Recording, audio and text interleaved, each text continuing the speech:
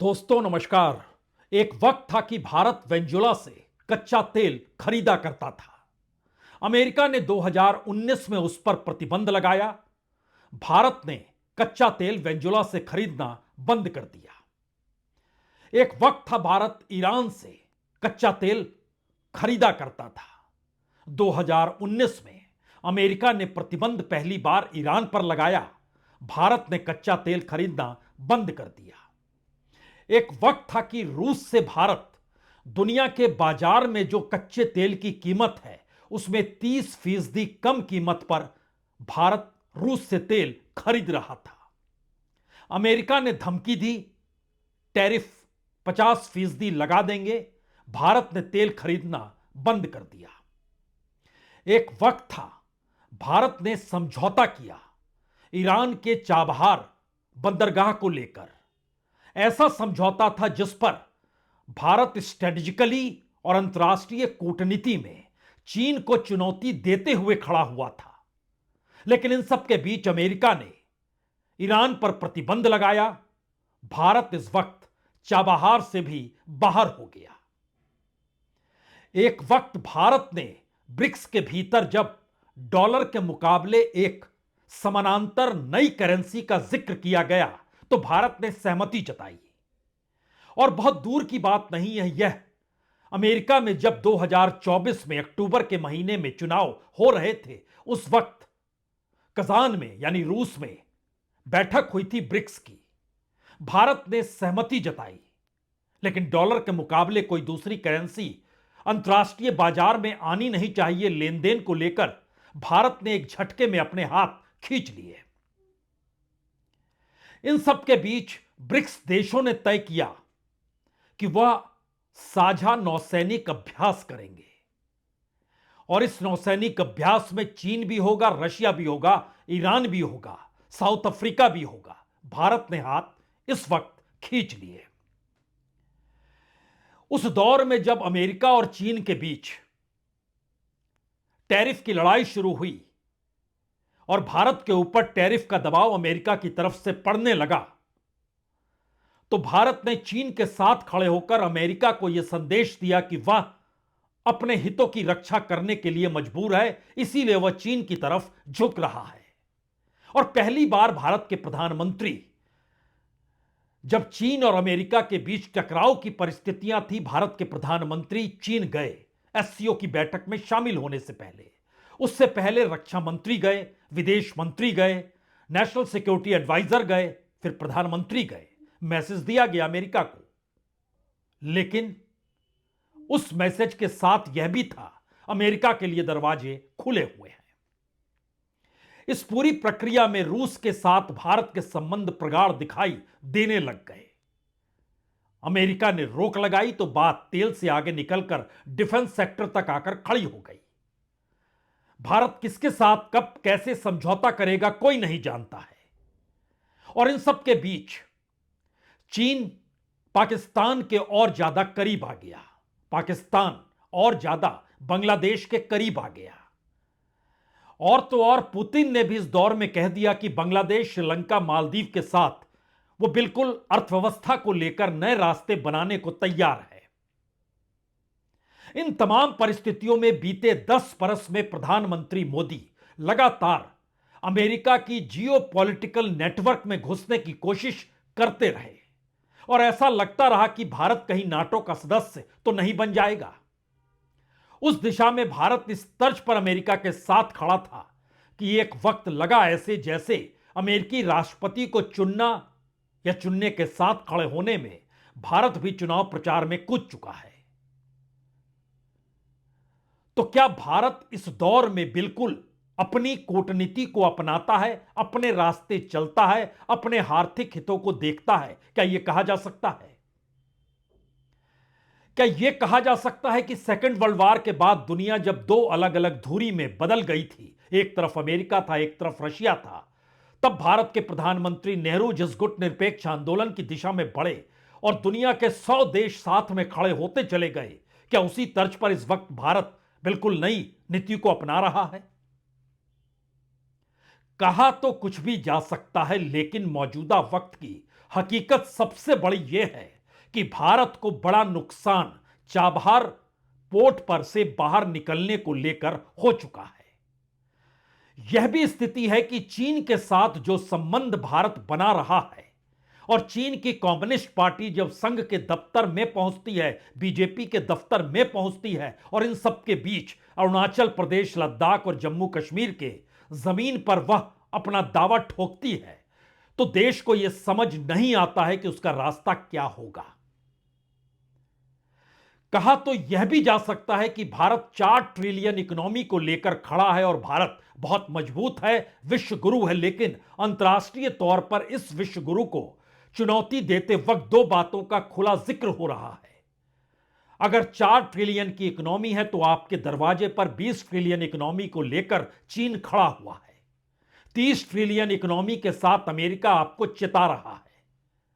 आप इस वक्त किस देश के साथ कैसे खड़े हैं या अपने बूते खड़े हैं, दोनों जगहों पर अगर आपकी मौजूदगी नहीं है तो फिर आपकी विदेश नीति कौन देख रहा है, कूटनीति के रास्ते कौन अपना रहा है।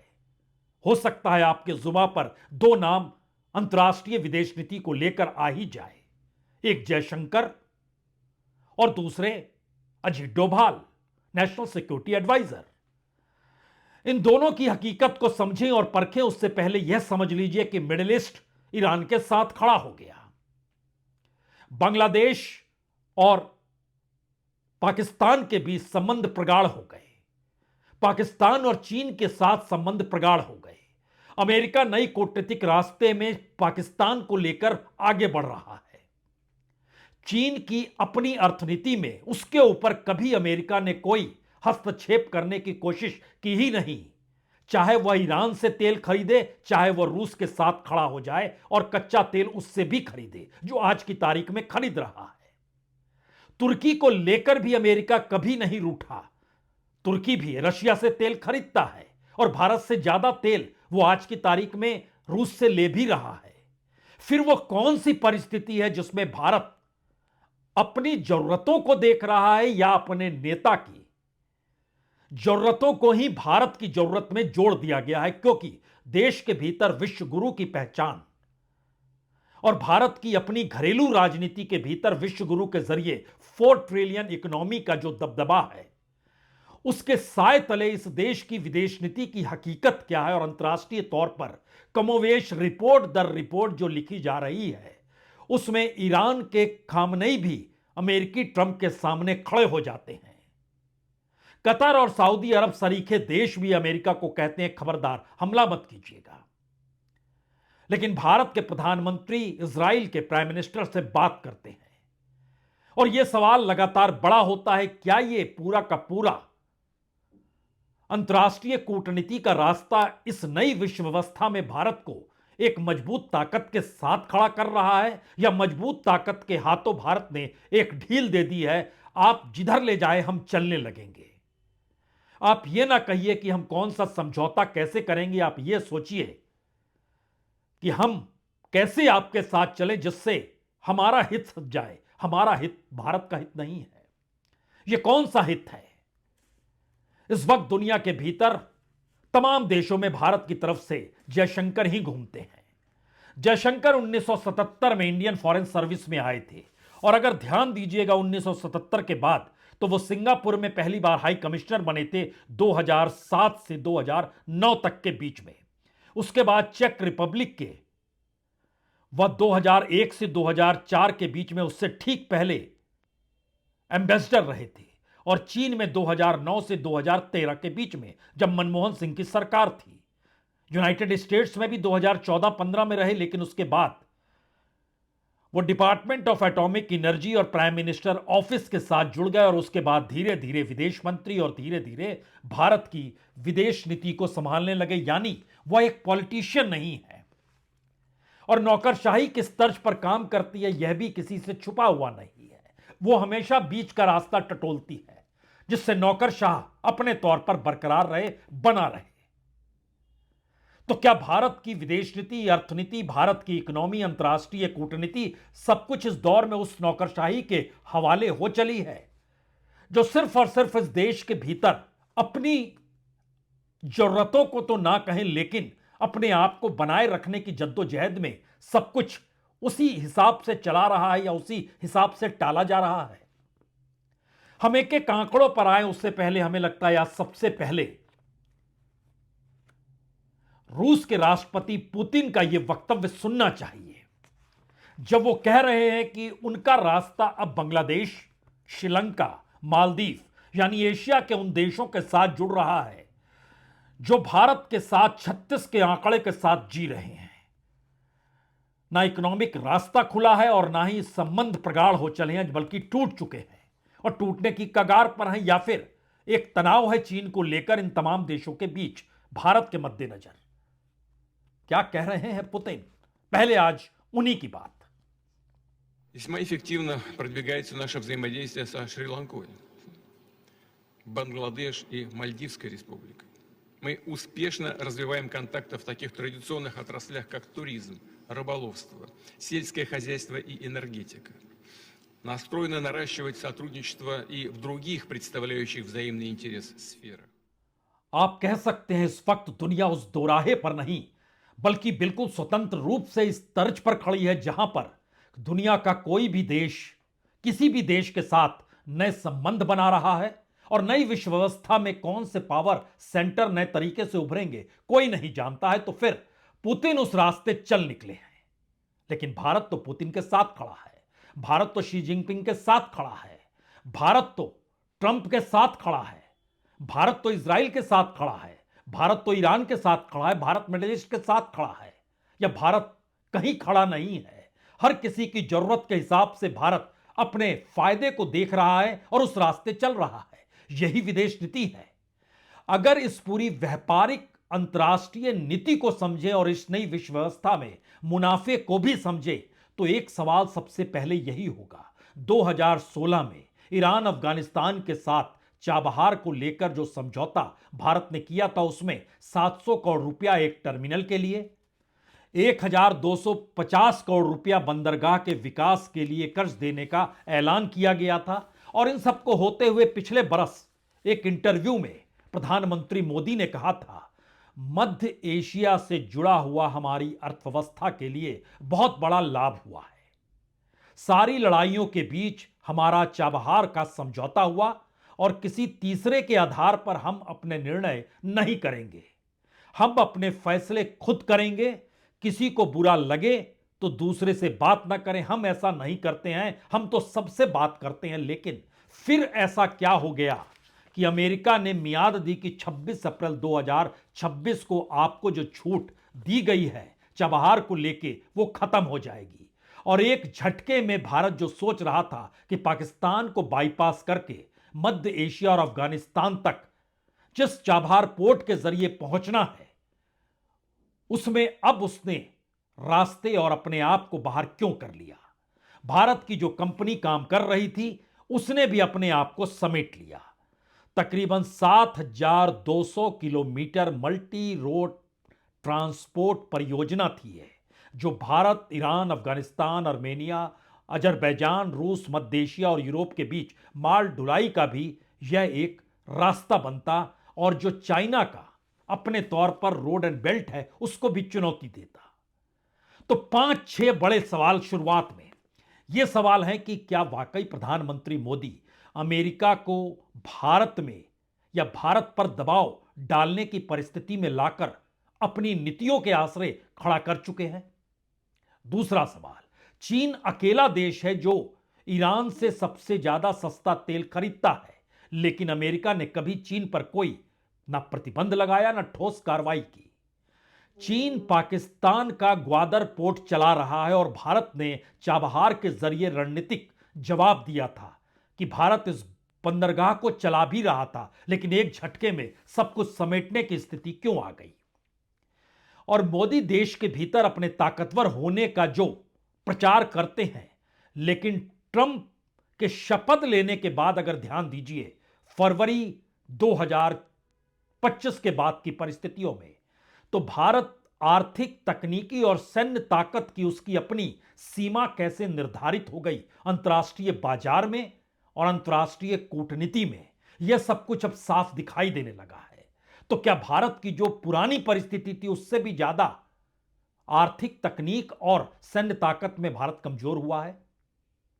जो $4 ट्रिलियन की इकोनॉमी का ढिंडोरा पीटा गया है, उसमें दरवाजे पर अगर $20 ट्रिलियन का शत्रु अपने आर्थिक परिस्थितियों को मजबूत करने के लिए भारत को कच्चा माल लगातार बेच रहा है और $30 ट्रिलियन की महाशक्ति भारत को लगातार रेंगने के लिए तो नहीं, झुकने के लिए कह रही है, लेकिन इन सब के बीच रेंगते हुए ये भारत का मैसेज दे रहा है, आप जो कहेंगे वो सब माना जाएगा।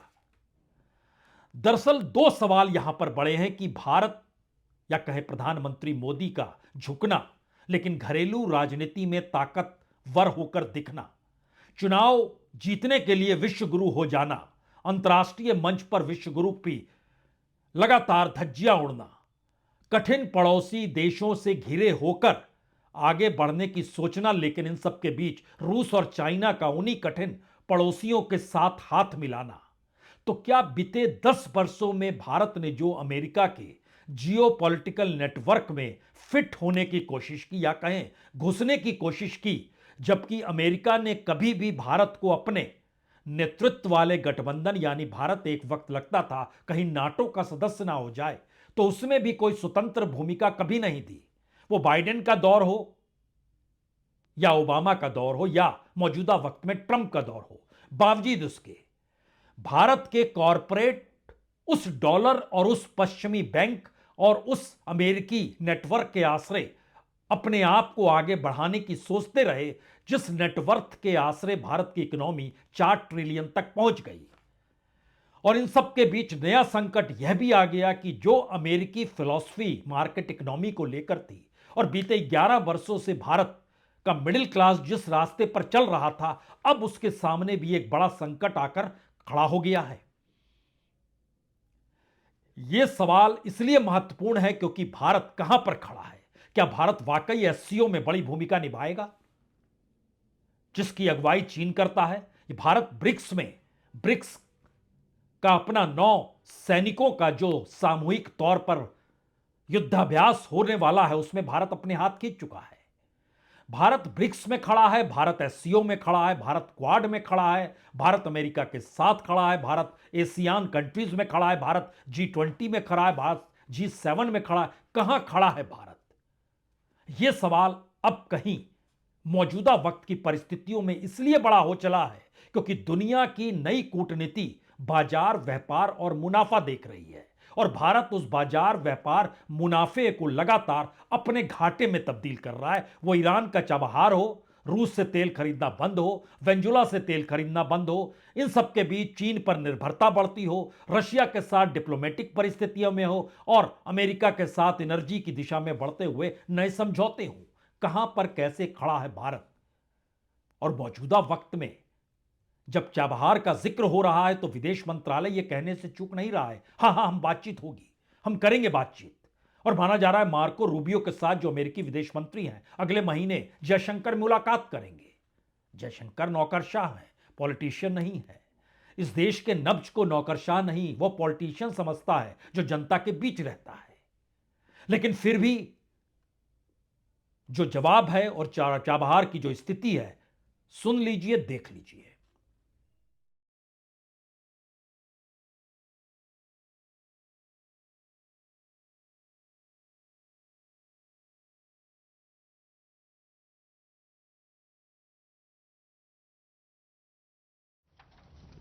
On the question of Chabahar, on 28th October 2025, as you are aware, the US Department of Treasury had issued a letter outlining the guidance on the conditional sanctions waiver, which is valid till 26th April 2026. We remain engaged with the US side in working out this arrangement.